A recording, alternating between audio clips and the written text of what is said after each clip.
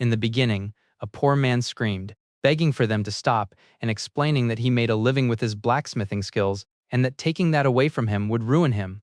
However, before he could finish his sentence, Lloyd threw a bucket of water at him, telling him to shut up and declaring that the pathetic weakling would pay for making him angry. The scene then shifted to the party walking down the road. One of the members questioned why Lloyd was stealing a mere blacksmith skill, noting that such a worthless skill was entirely useless. Lloyd replied that as the leader of the A-rank party Dragon's King Flame, he was merely punishing a weakling who had refused to obey him, asserting that he would never let anyone defy him. He added that the day's quest had paid quite well, which would allow him to buy some new accessories. At this point, the members were introduced. Lloyd was the leader and the vanguard. Bard was the tank, and he remarked that he might go buy himself a woman. Emmy was the priest, and she mentioned that she might buy some more clothes. Reina was the mage, and she expressed a desire to visit the spa and buy some cosmetics too. Finally, Kane was the rear support, who said nothing and remained silent. Lloyd then reminded the group not to expect much of a share this time either. This caused Kane to snap back, asking why that was the case and pointing out that it had been like that ever since he joined Dragon's King Flame, despite him taking part in the quests from the very beginning. In response, Lloyd smacked Kane, prompting Kane to ask what he was doing. Lloyd then threw down just 5 copper coins, stating that it was Kane's reward for the quest. Shocked, Kane questioned if 5 copper coins were truly all he was getting, adding that he believed the reward distribution was especially unfair this time. Lloyd reacted with disbelief, asking what Kane was talking about and questioning if he had even done anything during the quest that day. Kane defended himself, arguing that he had done his share of the work by carrying the luggage and using support magic to help everyone. Upon hearing this, the entire group suddenly burst out laughing. Lloyd grabbed Kane by his shirt and scoffed at the mention of support, accusing him of merely hiding behind them while casting his skills, and stating that they did not need his support at all. Another party member chimed in, reminding Kane that they were A-rank adventurers and that an F-rank adventurer's support skill was practically negligible. The member added that the only reason Kane could even take on quests was because of them, telling him to get that through his head. Kane hesitantly admitted that while that might be true, he still felt wronged. However, another party member cut him off, asking what he could possibly argue and questioning whether a support member who does nothing even had a reason to exist. Kane remained silent, prompting Lloyd to agree with Reina, stating that he thought it was about time. Confused, Kane questioned what he meant. Lloyd then finished his drink, slammed it onto the table, and declared that although he had been letting things slide, he had finally reached his limit, asserting that the incompetent had no place in Dragon's King Flame. Desperate, Kane begged Lloyd to wait, pleading with him not to kick him out of the party. Lloyd bid him farewell, stating that from that day forward, Kane was officially exiled. However, Lloyd suddenly stopped mid-sentence in confusion. He wondered why the situation felt so familiar and what was causing that strange sensation. As his head began to ache, memories rushed back to him. He realized he had been an ordinary office worker in Japan, just a regular guy one could find anywhere. After working overnight at an exploitative company, he had gone drinking out of frustration and stopped by a convenience store to buy some snacks before passing away. It suddenly clicked that this world was actually the anime he had been obsessed with in his previous life, titled The Strongest Support Mage, They Won't Let Me Live a Slow Life.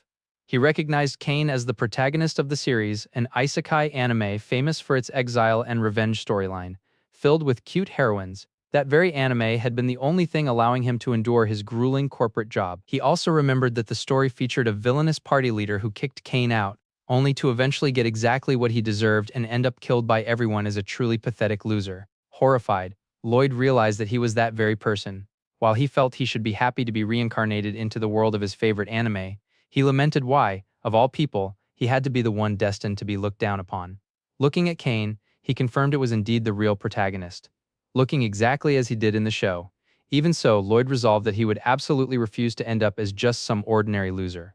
Reina questioned what had gotten into Lloyd all of a sudden, pointing out that they were in the middle of something important. Lloyd appeared confused, asking what conversation they were even having. Reina then held on to him and explained that since Kane was incompetent, they were currently in the middle of deciding his punishment. The other party members chimed in, urging Lloyd to take the opportunity to make a firm decision and deliver the verdict as their leader. Throughout this, Kane remained completely silent. As this happened, Lloyd realized that this was the exact exile scene from the anime. He recalled that Kane's support skill actually strengthened both the user and their allies, making it far more powerful than his own. He wondered why his character had been so afraid of it in the original story, concluding that Kane simply hadn't realized his true strength yet. He figured that Kane would manage just fine even if he were cast out. Snapping back to reality, Lloyd agreed that he should deliver the news, He declared that the incompetent had no place in the party, and therefore, he was expelling Kane. Hearing this, Kane fell to his knees in despair. However, Lloyd quickly began to reconsider the consequences. He realized that if he kicked Kane out, he would be doomed to defeat and death according to the original anime plot. Refusing to let himself head toward a death route, he concluded that to change his tragic future, he absolutely must not expel Kane. He decided on a different course of action entirely. Breaking the silence, Lloyd announced that, as of that day, he would be the one leaving the party instead. The declaration left everyone in utter shock. Raina stood up and screamed, demanding to know what kind of joke he was playing and stating it wasn't funny. Another party member echoed her confusion, questioning why Lloyd would be the one leaving. A third member pointed out that Lloyd was the backbone and leader of the party, insisting that he couldn't just walk away. Lloyd simply sighed in response. Raina screamed again, arguing that based on how things were supposed to go, they were meant to be kicking out the useless member. She asserted there was absolutely no reason for Lloyd to leave, as Kane was clearly the useless one no matter how anyone looked at it. Lloyd countered her, stating that she was wrong and asserting that Kane was actually an excellent backline support. Raina reacted with complete bewilderment, asking what he was even talking about. Privately, Lloyd thought to himself that simply refusing to expel Kane wouldn't be enough. He realized he needed the other members to fully understand Kane's worth, so the party could become a place where the protagonist felt comfortable. Stepping closer to Kane, Lloyd held him and loudly proclaimed that Kane was truly an amazing guy, adding that he himself was the useless one for failing to bring out Kane's full potential. He concluded by stating that was exactly why he would be the one leaving the party, as he needed to take responsibility as their leader. Everyone fell silent, staring at the two of them in disbelief. Lloyd broke the silence, explaining that Kane's support was no ordinary ability, but rather a unique and special skill that only Kane possessed. Raina conceded that while she had never seen anyone else use support magic, she questioned whether that automatically made it powerful. Lloyd firmly countered, asserting that it was indeed incredibly powerful, and revealed that the only reason they had been able to maintain their status as top-tier adventurers was entirely thanks to Kane's skill. Another party member scoffed, arguing that Lloyd was taking things a bit too far. In response, Lloyd challenged them to attempt an A-rank quest without Kane next time, promising they would quickly realize just how amazing the support mage truly was. The member asked if he was actually being serious, to which Lloyd confirmed that he was. Privately, Lloyd thought that once they experienced the difference for themselves, they would see Kane in a whole new light. He then decided it was time to move on to his next step. Turning back to Kane, Lloyd apologized for putting him through such a difficult time, acknowledging that an apology alone could not make up for it. He handed a massive portion of the quest money to Kane, stating that he hoped the gesture would ease his anger even a little. Kane was left completely bewildered, questioning what was happening. Raina screamed in protest, pointing out that the money was their quest reward and demanding to know why Lloyd was giving all of it away. Lloyd maintained that, considering how poorly they had treated Kane up until that point, this was the absolute least he could do. He then removed his own ring and handed it over as well, telling Kane to use it however he needed. Kane could only repeat the words in astonishment. Lloyd then bowed deeply to Kane, sincerely apologizing and admitting that the party had been in the wrong the entire time. Internally, Lloyd reflected that while this might not fully atone for his character's past actions, it was the most genuine offering he could provide. Bidding the group farewell, Lloyd told them to take care of themselves. One of the women begged him to wait, anxiously asking what would happen to the party if their leader left. Lloyd suggested that the leadership should be passed on to Kane. Kane immediately panicked, protesting that such a request was far too much responsibility. Lloyd reassured him that he would be completely fine, predicting that once the rest of the group attempted an A-rank quest without the support skill, they would soon be begging Kane to take charge. Although Kane still hesitated, another party member reluctantly conceded, stating that if Lloyd was going to insist so strongly, they would go ahead and attempt a quest. The member added that if the party still refused to recognize Kane as the leader after that, Lloyd would have to return to them. Lloyd agreed to the terms, giving his promise. As he walked away, Lloyd felt a sense of relief. He thought to himself that if he had remained the leader, he might have been dragged into committing evil acts just like in the original anime, even without intending to. By replacing himself with the kind-hearted protagonist, he believed everything would turn out perfectly. With that final move, he celebrated internally, confident that he had successfully avoided his own death route. The scene then shifts to reveal Lloyd gazing into a mirror, reflecting on his situation. He acknowledges how much his perspective has changed. Upon realizing he had been reincarnated into an isekai anime famous for its banishment and payback storyline, he found himself in the role of a villain destined for a guaranteed death route. In his panic, he decided to expel himself, the leader of the villain's party, from the group to avoid his fatal end. However, now that he has resigned his memories, he recognizes the need to leave his past behind. From this moment on, he resolves to start over as a new man, intending to head to the guild that day, to find new companions, and get his rank corrected. The narrative then cuts to the Adventurers Guild. Inside, the receptionist asks him to repeat himself. Lloyd reiterates his request, stating that he would like his adventurer rank lowered to C rank, as he is simply not strong enough to remain an A rank adventurer. Perplexed, the receptionist asks if she heard him correctly, but he confirms that is exactly what he said. Internally, Lloyd wonders if the receptionist is hard of hearing. Realizing this presents a problem. He had assumed lowering his rank would be easy, knowing he was never a rank material to begin with, especially now that he can no longer receive Kane's support skill. He contemplates how to convince them of his lack of strength and wonders what he should do. The receptionist then points out that he used to complain about not being S rank, asking why he suddenly wants to lower his standing. Lloyd evasively replies that he has had a lot on his mind.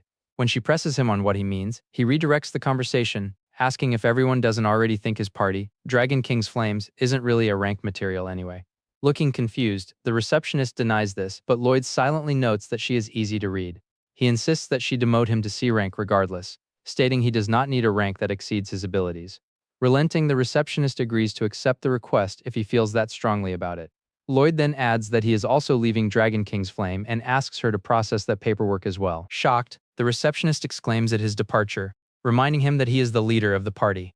Lloyd explains that he has already appointed Kane as the next leader, so he does not foresee any issues. Though she agrees to process the request, the receptionist asks why he would do such a thing. Just then, someone shouts nearby, praising Kane for how amazing he had been all along. The scene reveals Lloyd's former party members surrounding Kane. One girl mentions that nobody had told them he was so strong, while another adds that he must have been protecting them from the shadows the entire time. Kane modestly replies that it is all thanks to everyone. Observing the interaction alongside the receptionist, Lloyd inwardly remarks on the complete turnaround, feeling relieved that they have made up. He then asks the receptionist if she could recommend a new party for him to join. However, she explains that it would be difficult, with the exception of Kane. All other parties have blacklisted the members of Dragon King's Flame, making a recommendation impossible. Surprised, Lloyd looks around the room, only to see everyone in the guild glaring at him with disdain. It then dawned on him that everyone in the building despised him. Breaking the silence, the receptionist informed him that all of his requested changes had been processed. Expressing his gratitude, Lloyd bade her farewell and walked away, reflecting that he was now officially on his own. As he departed, the receptionist called out from behind, offering him a quiet thank you. The scene then transitions to a nearby forest, where Lloyd addresses his situation. Recognizing that complaining would achieve nothing, he decides that if he is to go solo, he must reassess his own capabilities. He invokes his status screen to inspect his attributes and skills. Reviewing his profile, Lloyd notes that his character isn't just a weak background figure, as he possesses decent combat potential. The true issue, however, lies within his skill set. Blade slash, flash sword, basic magic, immediate magic, Estelle contemplating his abilities. Lloyd realizes that acquiring skills normally requires proper aptitude. While most people in this world are suited strictly to either swordsmanship or magic, Lloyd is a rare exception who possesses talent for both. Furthermore, his unique skill, Steel, allows him to view a complete list of his acquired skills. Realizing the implications, he wonders just how many skills the original Lloyd had stolen from others, coming to the grim realization that he likely robbed anyone he disliked. Accepting that he might be doomed to be hated, he decides not to dwell on it and instead tests whether he can actually execute the stolen abilities. Leaping forward into action, Lloyd feels a wave of relief as he realizes he can naturally draw upon the original Lloyd's knowledge and combat experience. Spotting a nearby monster, he decides to test his blade and activates one of his stolen techniques, Lightning Slash. After confirming that Steel allows him to freely use abilities taken from other people, he wonders what would happen if he used the skill directly on a monster. Reasoning that there is no harm in trying, he casts Steel on a target. A notification immediately pops up. Steel successful. Skill acquired. Friends chain. Puzzled, Lloyd notes that he can even steal skills from monsters, an ability he doesn't recall seeing even in the original story. Figuring the quickest way to understand it is to test it out, he targets a group of wolf monsters nearby and casts Friends chain. Instantly, he is caught off guard by its sheer velocity. Before he can even process what is happening, he slashes straight through all the monsters in a flash, left utterly stunned by the movement. He realizes in disbelief that the attack was nothing like a normal Friends chain.